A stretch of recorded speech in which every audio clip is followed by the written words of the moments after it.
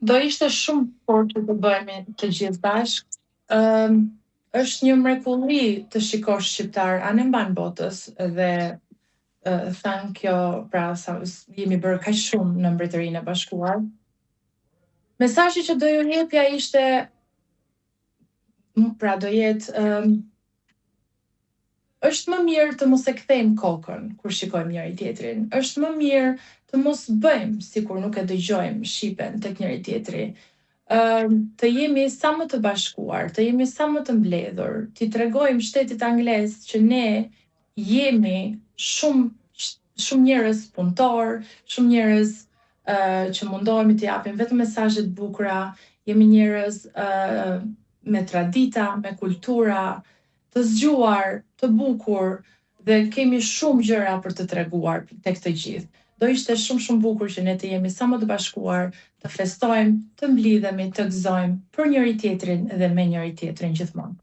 Thënë këto, a janë paragjykuar shqiptarët në Britani? Ndonjëherë po. Kishim rastin e ministrës para 2-3 vitesh, nuk e mbaj mend saktë datën, që i quajti shqiptarët në thonjza kriminela.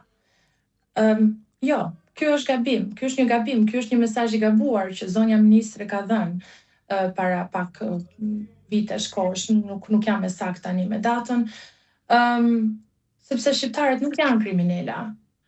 Është e vërtetë që disa nga shqiptarët kanë hyrë ilegalisht apo disa gjëra të vogla, por kjo nuk na bën ne shqiptarëve kriminela. Kjo gjë është diçka që thjesht varet nga jeta e dikujt, varet nga situata e dikujt.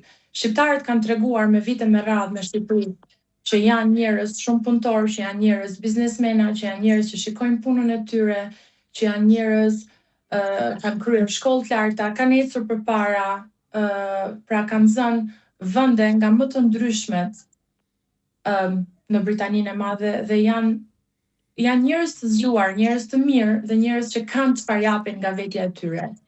Kështu që besoj se ky mesazh do ishte më i bukur për t'u kaluar dhe jo të quheshin shqiptarët kriminela nga një ministre, thjesht që ka zënë një vend, një pozitë dhe do të flasit diçka.